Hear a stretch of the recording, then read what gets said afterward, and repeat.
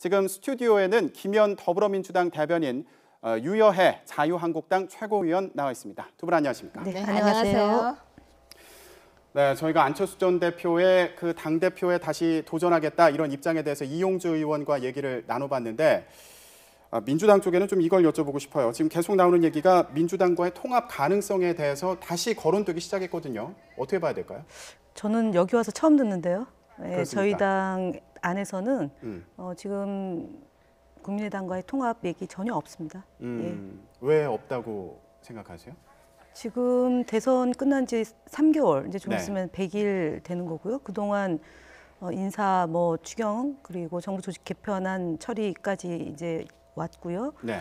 지금 저희 당은 혁신위원회를 구성을 해서 당의 체질 강화, 집권 여당으로서의 면모를 갖추는 일을 보다 선결적으로 해야 된다라는 게 지금 당의 입장이고요. 네. 최고위원회 최근까지의 논의 내용이고요.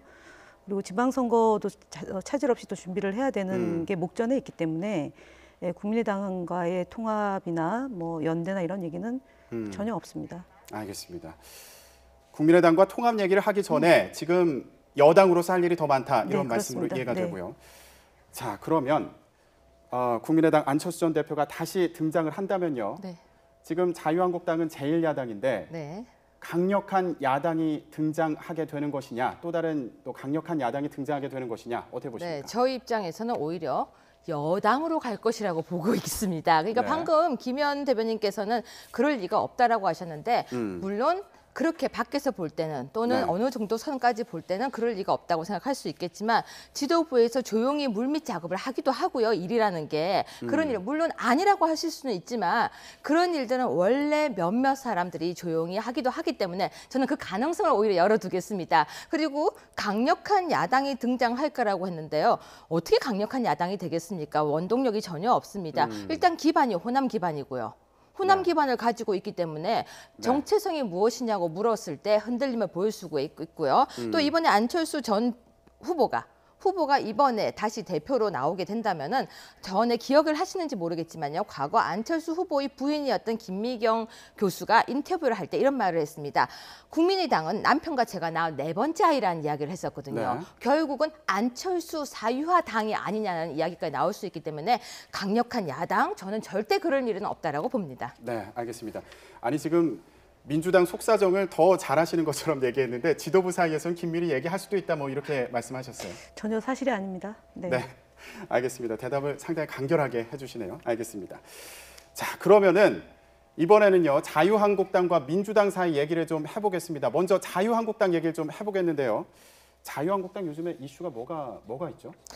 요즘 이슈는 아무래도 혁신위 전문이라든지 그런 내용이 이슈인데요. 네. 사실 그거는 이슈가 될 수 없는 내용입니다. 자유한국당이 앞으로 나아가고자 하는 과정 중에 네. 한 부분, 내부 혁신을 어떻게 할 것인가 하는 부분이기 때문에 정치적 이슈는 아니고 내부의 이슈인데 네. 사실 지금 약간 휴가 기간처럼 되고 있으니까 다른 이슈거리가 없어서 저는 이게 지금 이슈가 되고 있다. 이렇게 오늘 저희 아침에 최고위에서 계속해서 나왔던 네. 이야기는 우리가 왜 코리아 패싱인가 그 부분이 오늘 이슈였고요. 네. 기사화도 많이 되고 있거든요. 네. 자유한국당에서 이번 정부가 하고 있는 코리아 패싱에 대해서 계속해서 지적하고 있었는데 그게 이슈화가 좀 됐으면 좋겠습니다.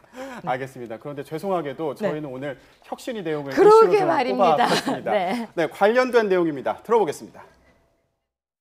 대의제 민주주의는 광장 민주주의와 같은 직접 민주주의의 위험을 막고 다수의 폭정에 따른 개인 자유의 침해를 방지하며 시민적 덕성의 함양을 통해 더불어 사는 공화의 가치를 실현하는 제도적 장치다.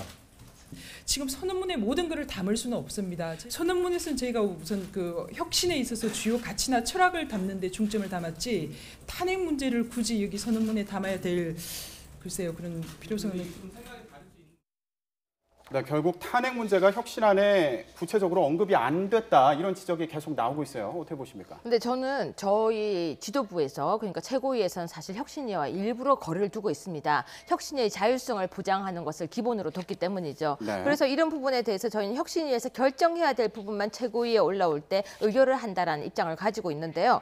이번에 나오고 있는 이제 혁신 전문을 보면은 사실 제 입장에서 말씀드리자면 내용이 너무 어려워요. 단어가 너무 어려워요. 좀 쉬운 쉬운 단어를 사용했었으면 좋았을 텐데라는 생각이 네. 들고요. 또 하나는 혁신위의 전문을 다 담을 수 없다는 말은 공감을 하지만 좀 더 간결하고 쉬운 말로써 국민 모두가 공감을 하는 단어를 써줬으면 좋았겠다라는 아쉬움은 저도 지적하고 싶습니다. 네, 알겠습니다. 그 선언문을 보면요. 무사안일주의와 정치적 탄압은 대통령 탄핵과 대선 패배로 이어졌다. 이 정도로만 언급이 돼 있는 거거든요. 어떻게 보십니까? 일단은 그 혁신 선언문은 혁신 선언문이 아니고요. 네. 사실은 뉴라이트의 아류다라고 말씀드릴 수 있을 것 같습니다. 특히 그 건국에 대한 개념을 선언문에 넣었는데요. 이건 헌법 정신에 반하는 것이고요. 네. 두 번째는 서민 경제 중심 이것 때문에 뭐 혁신위원 중에 한 분이 또 나갔다는 얘기도 들리고 네. 서민들의 주거 복지를 위한 정부의 그런 부동산 규제 정책은 반대하면서 서민 경제를 한다. 이건 이율 배반이라고 보고 실제로 지금 그 혁신 선언문이 현재 그 자유한국당이 안고 있는 문제를 제대로 진단하고 거듭나는 뭐 보수의 그런 가치를 존중하겠다라고 얘기하지만 뭐 거의 그런 내용이 담겨져 있지 않다라고 네. 보여지고 네. 혁신위원회가 뭘 했는지 모르는 정도의 자기 반성이 없는 그런 내용이다라고 볼 수 있겠습니다. 네, 지금 여러 가지 지적을 해주셨는데 어떻게 들으셨나요? 비판은 굉장히 쉽습니다. 뭘 했는지 모르겠다. 굉장히 쉬운 비판이죠. 그 문장 속에. 그럼 저는 이렇게 질문을 하겠습니다. 그렇다면 이번에 민주당에서도 혁신을 하겠다고 하고 정부에서도 정부가 지금 나간 지 벌써 몇 개월이 됐는데 그러면 무엇을 했느냐? 아니 그러면 사드 배치에 대해서 질문을 하고 제가 고목조목 질문을 한다면 정말 뭘 했는지 모릅니다. 무슨 얘기냐면요. 이제 한 달도 안 됐습니다. 혁신위가 시작한 지. 그렇기 때문에 이제 무엇을 할 건지를 이제 봐야 하는 시점이라고 봅니다. 이제 글자 뜨고 이제 첫발 뜯고 무엇을 혁신하는지 봐달라라고 이야기를 하겠습니다. 네, 그러면 여기서 좀 조목조목 짚어보겠습니다. 네. 개파주의 문제가 언급이 됐어요. 근데 네. 이게 차후에 혁신위에서 이제 논의를 하겠다 이런 얘기로 들리는데 어떻게 하겠다는 건가요? 근데 저는 개파라는 것은 사실 없어져야 된다고 생각합니다. 네. 누구 개 그런 건데요. 사실은 개파주의는 저희 자유한국당만의 문제가 아니라고 생각합니다.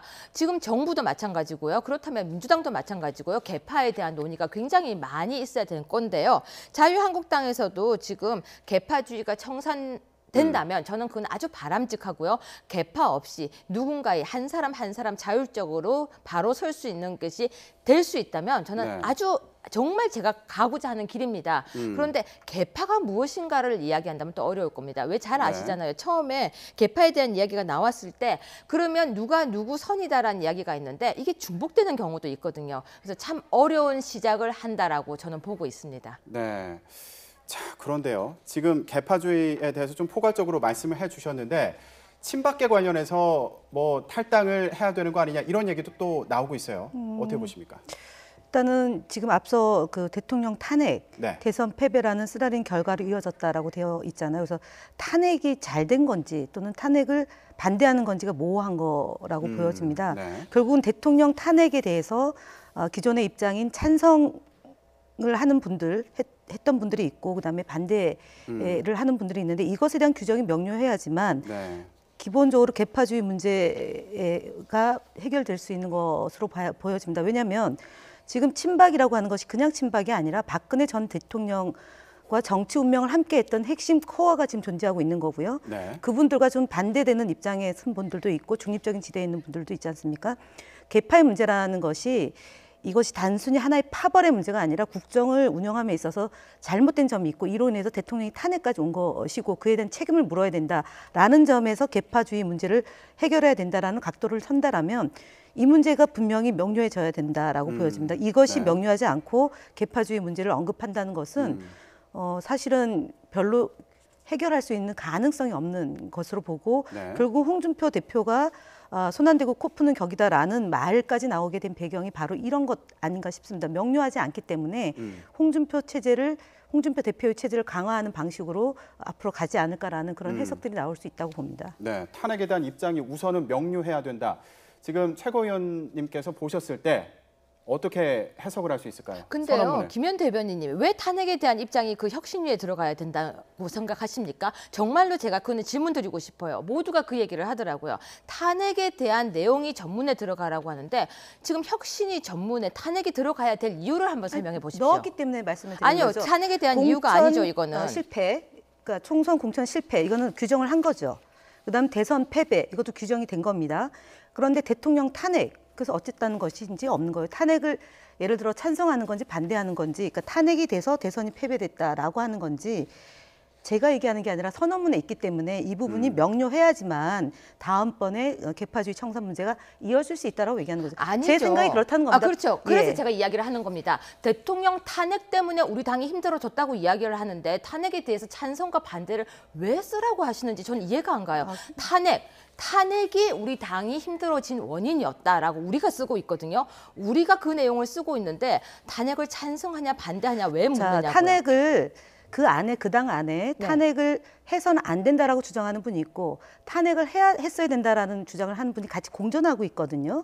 그러면 그것이 그럼 탄핵이 대선 패배다. 그래 탄핵이 됐기 때문에 대선에 패배했느냐 아니면은 탄핵을 막지 못했기 때문에 대선에 패배했느냐라는 걸로 규결이 된다는 의미로 말씀을 드리는 거고요. 실제로 이것에 대한 반성을 위해서 그러니까 그럼 탄핵을 했기 때문에 반성하는 거냐 아니면 탄핵을 막지 못했기 때문에 반성하는 거냐 불분명하다는 거죠. 대변인님, 네. 지금 말씀이 굉장히 궤변이에요. 공당은요, 당은요, 그 당 안에서 모두가 100명이 똑같은 의견을 가져야 되는 거 아닙니다. 다름이 인정돼야 돼요. 각자가 가지고 있는 그 지향점은 같지만 각자의 생각은 다를 수 있습니다. 100% 똑같을 수가 없기 그렇죠. 때문에 탄핵에 네, 네. 대해서 찬성과 반대를 쓴다는 게 무리한 요구입니다. 네, 그러면 최고 의원님, 네. 제가 드리는 질문을 계속 조금씩 이렇게 비켜가시는 것 같기도 하고요. 네, 정확하게 네, 네. 답해드릴게요. 네. 그 선언문에 담긴 탄핵과 관련된 자유한국당의 입장을 어떻게 해석해야 될까요? 저는 솔직하게 제 입장에서 말씀드리겠습니다. 저는 혁신위가 아닙니다. 네. 저는 최고위이기 때문에 이거는 혁신위와 최고위는 저희 분리가 되어 있고 제가 그 부분에 대해서 왜 지금 평가를 정확하게 하지 않냐면요. 우리는 평가하지 않겠다라는 입장을 가지고 있습니다. 네. 왜냐하면 혁신위의 자율성을 보장하는 거죠. 제가 최고위에서 그 부분에 대해서 평가를 시작하면 혁신위에게 압력을 가할 수가 있는 겁니다. 일단은 자율성을 보장하고 할 수 있는 때까지 바라보고 다만 의결할 부분에 대해서는 잘못된 부분은 저희는 의결을 할 겁니다. 잘못됐다고 이야기를 할 겁니다. 네. 그래서 제가 좀 더 지켜보겠다라고 이야기를 하는 겁니다. 이제 무슨 혁신을 할 것인지 지금은 네. 겨우 한 걸음 뗐습니다. 우리는 이런 전문을 가지고 시작하겠다라고 이야기를 한 거고요. 네. 전문과 실제 실행은 좀 다르기 때문에 저는 지켜보는 여유를 갖고 싶다는 말씀을 드리겠습니다. 네. 비껴가는 게 아닙니다. 네, 알겠습니다. 좀 기다려 보겠습니다. 그렇죠. 자, 그러면 이것도 좀 여쭤봐야겠어요. 지금 선언문에 서민 중심 경제라는 말이 들어가는 걸 두고 사실 논란이 있었거든요. 논쟁이 있었습니다. 그 과정은 좀 어떻게 보셨습니까?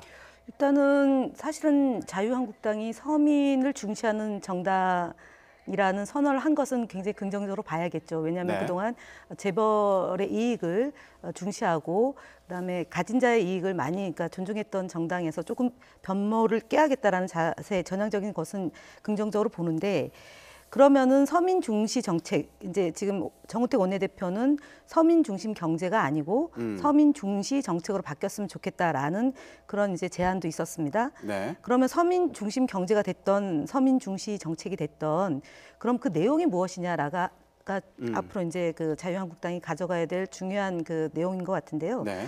실제로 그러니까 선언적으로만 서민 중심 경제로 하고 실제로 지금 저희 그 더불어민주당 문재인 정부에서 내놓는 서민을 중심으로 하는 그런 정책에 대해서는 네. 좀 긍정적 반응은 아닌 듯합니다. 그래서 머리를 맞대고 지금 여야정 협의체를 구성해서 의논을 하자라고 하는데 물론 혁신 선언문이 나오고 과제가 다 정리될 때까지 기다릴 수도 있겠지만 네. 정신이 그러하다면 과정상에 있는 지금 현재 난제들이 많이 있는데요. 이런 부분에서도 같이 협조를 해서 논의를 모아가는 과정이 있으면 좋은데 그렇지 않은 것 같습니다. 네. 일단 선언적인 수준에서 그치는 거 아니냐 이게 우려된다는 얘기로 들리거든요. 네, 어떻게 그런데 들으셨습니까? 저는 이 부분에 대해서 오히려 여측에서 그러니까 정부 측에서 그리고 민주당 측에서 자유한국당과 함께 진짜 서민에 대한 논의를 한번 해봤으면 좋겠습니다. 네. 저는 법을 전공하는 사람이어서 단어 하나하나에 굉장히 의미를 두는데요. 네. 서민이란이라고 정의를 내렸을 때 과연 서민을 정의를 어떻게 할 건지가 진짜 궁금합니다. 굉장히 선언적으로는 좋죠. 정부에서도 마찬가지로 서민 중심의 주택 정책 정책이라고 표현하고 있지만 저는 그 단어에 대해서 이건 제 개인적인 생각입니다. 네. 굉장히 단어가 서민이라는 단어가 무엇이냐고 제가 만약에 대변인께 여쭤보면 서민의 정의를 진짜 정확하게 얼마 정도 금액을 벌고 있고 어느 정도 금액이 서민이라고 할지 저는 진짜 궁금합니다. 그래서 여야가 함께 이 부분에 대한 이제 공론을 한번 했으면 하는 게 제 입장입니다. 네, 알겠습니다. 이 부분은 아무래도 앞으로 정책을 두고 논의하는 과정에서 계속 논쟁이 반복되지 않을까 이런 생각도 들고요. 자, 그런데요. 이번 선언문에서 광장 민주주의의 위험성을 언급했다고 해서 우려와 논쟁이 나오고 있기도 합니다. 촛불 집회 여론을 부정하는 거냐 이런 지적도 있는데 일단 뭐라고 언급된 건지 좀 얘기를 해주신다면요. 그러니까 지금 여기서 나오고 있는 혁신위에서 나왔던 얘기가 탄핵했던 촛불 민심을 다수의 폭정이라고 보는 건 뭐 이런 단어가 있었다고 하더라고요. 네. 제가 일부러 이 부분에 대해서 약간 방관하는 입장을 가지고 있었기 때문에 정확하게는 모르지만 그런 내용이 있었다라고 하는데요. 저는 그렇습니다. 촛불이 민심에 편승해서 정부가 탄생되었다 이런 단어들을 많이 사람들이 하고 있는데요. 네. 광장 민주주의라는 단어에 대해서 굉장히 고심을 해봐야 됩니다. 국민의 민심이 촛불이었다라고 한다면요. 저는 오히려 정말로 정부 측에서 약간의 오해를 할 수 있습니다. 그 안에는요. 잘 되기를, 국가가 네. 잘 되기를 바라는 마음이지 정말로 지금 민주당이 잘 되기를 바라는 마음이 아닙니다. 지금 그 촛불의 민심에는 어떤 마음이 있냐면요. 만약에 지금 정부가 잘못하면 그 촛불은 다시 촛불이 될 수도 있는 겁니다. 그래서 저는 지금 정부에서 걸어가는 과정에서 지금 70% 정도라고 알고 있는데요. 더 잘하라는 것이 촛불이지 절대 그 마음이 100% 민주당을 위한 마음이, 정부를 위한 마음이 아니라는 걸 알았으면 좋겠습니다. 네. 지금 내용을 모르신다고 하니까 대의제 민주주의는 광장 민주주의 같은 집단 민주주의 위험을 막고 다수의 폭정에 따른 개인 자유의 침해를 방지한다. 이게 내용이잖아요. 네. 그러면은 광장 민주주의 같은 집단 민주주의 위험을 막고 다수의 폭정에 따른 개인 자유의 침해를 방지한다. 결국은 광화문 광장은 폭정인 거, 다수의 폭정이라고 보는 거고요. 이분법적으로 좀 끊어보면 서울 광장에서 탄핵에 반대했던 것은 그럼 어떻게 해석을 하느냐. 이제 이런 것이 이제 논란이 되고 있는 거 아니겠습니까? 즉, 그러니까 그 자유한국당의 혁신위원장인 유석춘 위원장의 생각이 그동안 시민들의 참여로 이끌어냈던 6월 항쟁이나 아니면 4.19, 그다음에 그 이제 요번에 그 4월 16일 세월호를 기점으로 해서 많은 국민들이 이 광화문 광장에 나와서 네. 진상규명을 요구했고 그것이 이어지는, 그러니까 지난 촛불로 이어지는 과정이었단 말입니다. 그리고 그 힘이 대통령의 그런 잘못된 국정 운영과 국정농단 사태가 백일하에 드러났고 대통령이 네. 탄핵이 되는 그런 상황까지 온 거예요. 이런 집단 민주주의를 다수의 폭정이라고 규정한다면 그러면은 본인들 또는 유석춘 위원장이 생각하는 방식의 민주주의만 옳고 그동안 제기됐던 소위 우리 사회를 발전적으로 이끌어왔던 그 힘은 네. 배척한다 이런 논리가 되기 때문에 저는 네. 이 문제는 매우 심각하다. 이 소위 헌법 정신에도 위배되는 것이고요. 네. 그다음에 이분이 갖고 있는 생각도 다소 위험하고 이것이 채택된다면 자유한국당이 갖고 있는 그런 기존의 보수성보다 훨씬 더 뒤로 후퇴되는 것이 아닌가 그렇게 해석을 할 수 있겠습니다. 네. 무슨 말씀인지는 저도 들으면 공감이 갑니다. 정말 지금 말씀하고 계신 게 공감이 가지만 저는 아까도 제가 계속 이야기하겠지만 유석춘 위원장이 저는 아니에요. 그분이 하신 말씀 중에서 다 옳지도 않고 그렇다고 제가 다 공감하는 건 절대 아닌데요. 아까도 계속 이야기하고 있습니다. 지금 이제 혁신위가 시작했기 때문에 네. 정말로 걸어가는 과정을 저는 지켜보는 입장입니다. 그렇기 때문에 이 부분에 대한 평가는 제가 지금은 하지 않겠습니다. 알겠습니다. 네. 이후에 최고위에서 또 어떤 반응이 그럼요. 나오는지도 저희도 보도록 그 하겠습니다. 부분을 이야기해드리겠습니다. 네, 알겠습니다. 자, 그러면요.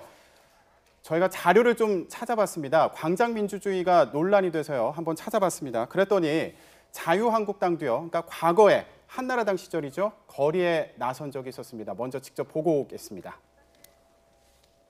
우리 아이들을 지켜내고 또 날치기 당한 헌법 정신을 되살리기 위해서 우리 국민 여러분이, 서울 시민 여러분들이 함께 해주시기 바랍니다. 네, 이게 지난 2005년에 있었던 장면인데요. 그때 무슨 그러네요. 일이 있었던 거죠? 그러니까 저는 이 부분 이때 외국에 있었어요. 사실 유학 네. 중이어서 이 부분을 잘 몰라서 아까 자료를 찾아봤었는데요. 아마 그 당시에 사학법 때문에 대치했던 네. 상황 같은데요.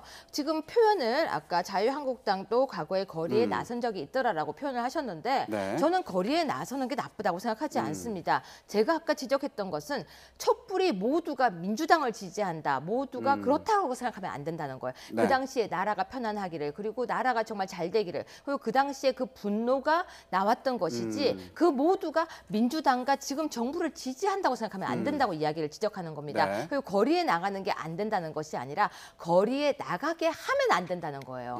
거리에 국민들이 나가고 모든 백성들이 국민들이 거리로 나가서 민심이 정말 거리로 나갔을 때 그것이 결정되게 하지 않고 정치가 정치답게 이루어져야 된다는 게 제 입장입니다. 알겠습니다. 나가면 안 된다는 것이 아니라. 네네. 저희가 저 사례를 보여드렸던 이유는 저 사례를 들면서 지적이 일부에서 나오는 부분이 있기 때문에 보여드리는 건데 이 당시에 장외투쟁을 하고 민심에 이제 호소를 했었는데 이제 지금은 그런 방식을 또 비판하는 거 아니냐 이런 지적이 나오는 거거든요. 어떻게 보십니까? 그렇죠. 그러니까 광장민주주의가 필요할 때는 광장민주주의를 통해서 직접적으로 시민들이 반응을 하는 거죠. 왜냐하면 의회에서 할 수 있는 것과 그것이 다 못할 수가 있습니다. 저희가 예를 들어서 국정원 그 여직원 감금 사건이라고 일명해서 그 댓글 공작이라는 것이 있었지 않습니까? 그때 네. 저희가 서울광장으로 나가서 시민들과 직접 만나서 그 문제에 대한 진상 규명을 요구했습니다. 왜냐하면 의회에서 그것이 제대로 됐다라면 굳이 거리로 나갈 이유가 없겠죠. 그러나 당시에 여당에서 그런 진상 규명을 하는 그런 노력, 야당과 일부의 많은 국민들의 요구를 수용하지 않았기 때문에 국민의 힘을 얻고 국회를 압박하기 위한 한 수단으로 그렇게 활용하는 거죠. 그러면 한나라당에서 했던 이 사학법도 마찬가지인 거죠. 50여 넘도록 거리로 나갔던 얘기는 그런 국민 여론을 등에 업고 국회를 압박하고 당시 정부를 압박하기 위한 수단으로 활용한 거라고 봅니다. 그래서 지점 민주주의가 좋고 나쁨의 문제가 아니라 필요하다. 그렇기 때문에 헌법 정신에 그것이 들어가 있는 것이 아닌가 그렇게 말씀을 드리겠습니다. 네, 아무래도 이 부분에 대해서는 이후에 또 선언문에 대한 최고위의 해석이 제가 질문 또 하나만 해도 될까요? 시간이 네. 혹시 가능하다면. 간단히 부탁드립니다. 예, 그렇다면 김현 대변인께서는 항상 어떤 문제가 있으면 국민들이 거리로 나가게 하는 게 옳다라고 생각하십니까? 아까 지금 장 안에서 그러니까 국회 안에서 모든 게 되지 않는다라고 했는데요. 국회의원을 왜 세금을 내고 뽑았습니까? 다 그 안에서 해결해야 되는 겁니다. 야당에서 얼마 전에 거리로 나가겠다고 한 적이 있습니다. 그러니까 왜 그랬습니까? 그걸 안 하게 하는 게 정치입니다. 그러니까요. 네. 제가 얘기하는 여야정 협의체를 구성해서 이견이 있는 것을 좁혀나가는 것이 국회의원의 몫입니다. 그런데 그 역할을 다 해야 된다고 국회의원들이 얘기하는 제대로 게제 역할을 하지 입장입니다. 않고 네. 옳은 정치를 하지 않고 정의로운 정치를 하지 않고 발목 잡기를 한다거나 아니면은 처리해야 될 법안을 제대로 하지 않는다면 국민들의 힘을 얻고 국회를 견인해내야 되는 그러니까 거죠. 그 당시에 제가 얘기했던 그거지 그러니까 무조건 나간다라는 게 아니고 국회가 제대로 해야죠. 그러니까 국회가 제대로 해야죠. 그만큼 세금을 받고 있으니까요. 그 부분을 먼저 반성을 해야 된다는 겁니다. 제 입장에서는. 네, 누가 반성을 해야 알겠습니다. 된다는 거예요? 국회의원들이. 국회의원들이요? 네. 네. 알겠습니다. 자, 그러면 지금 하시는 말씀을 보면은 결국에 여야가 같이 모여서 논의를 잘 하고 장외로 나가지 않도록 서로 조율을 잘 해나가야 된다는 그럼요. 취지의 말씀을 해주셨는데요. 지금 여야 간에 논의를 할 만한 그 안건들이 여러 가지가 있습니다. 그런데 아직 논의는 시작은 되지 않았고요. 관련해서 저희가 얘기를 좀 들어보겠는데 우원식 더불어민주당 원내대표의 얘기를 우원식 더불어민주당 원내대표의 얘기를 좀 들어보겠습니다. 네. 또한 어제 정부가 세법 개정안을 발표한 만큼 여야정 협의체를 통해 본격적으로 과세 정상화 논의를 시작해야 합니다. 현재 야당의 여야정 협의체를 촉구하고 있으나 자유한국당의 여야정 협의체 불참을 고수하고 지금 논의를 거부하고 있는 데다가 야3당의 정의당 참여를 반대하고 있어서 어려움을 겪고 있습니다. 여야정 협의체는 각 당의 정리된 입장을 조율하고 논의하기 위한 기본적인 틀입니다. 그런데 유독 이 문재인 정부만 급격한 법인세 인상을 추진하는 것은 결국 국민 증세, 기업 발목 잡는 증세, 또 일자리 감소 증세가 될 것이며 세계적 추세에 역행하는 청개구리 증세가 될 것입니다. 저는 이번 정기국회를 앞두고 이러한 제반 현안에 대해 원내 4당 정책위 의장들이 TV 토론에 출연해서 끝장 토론을 해 주실 것을 제안드립니다. 네, 지금 어제 발표됐던 세제 개편안 관련 내용인데 논의는 하겠다는 거예요. 근데 논의 방식에서 좀 차이가 있는 것 같아요. 네. TV 토론은 왜 하자고? 그러니까 오늘 아침에 최고위원 회의에서 나왔던 내용인데요. 저는 네. 여기에 공감을 완전 100% 합니다. TV 토론을 하게 되면 온 국민들이 관심이 있는 국민들이 텔레비전을 틀어서 토론하는 과정을 생중계로 다 볼 수 있거든요. 네. TV 토론이라는 게 이번에 대선 과정에서 국민들에게 굉장히 많은 호응을 얻었습니다. 그 과정에서 알고 있는 내용과 모르는 내용 그리고 그 사람의 자질에 대해서 정확하게 분석을 할 수 있었거든요. 그러니까 정말로 각 당의 정책위원장들이 나와서 세제가 무엇인지 왜 그러는지 정말 증세라든지 이런 부분을 아주 하나부터 끝까지 끝장 토론을 한다면 6시간 7시간 한다면 국민들 모두가 알아들을 수 있으니까 저는 한 번 정도는 해볼 만한 그런 거라고 저는 생각합니다. 네, 그런데 지금 정부에서는 여야정 협의체를 하자는 거잖아요. 한 번에서 정리가 될 거면 가능하겠죠. 10번이라도 하면 되죠. 지금- TV 토론을 10번 정도라도 해도 국민들에게 공감을 얻을 수 있어요. 저는 이제 국민 속으로 들어가는 정치는 이게 국민 속으로라고 저는 생각합니다. 예, 여야정 협의체를 통해서 논의를 하고요. 그 결과를 가지고 국민들에게 보고도 드려도 되고 토론할 수 있습니다. 국민들이 싸지도 다른 내용을 몰라요. 갖고 국민들 앞에서 싸우면 민망하지 않겠습니까? 지금 우리 유효의 최고위원하고 저하고도 한 주제를 놓고 굉장히 다른 의견을 갖고 있지 않습니까? 그러면 국회의원들이 기본적으로 상임위에서 논의를 해서 그러니까 소위에서도 논의하고 그다음에 그 상임위에서 전체에서 논의하고 그다음에 본회의까지 올라오지 않습니까?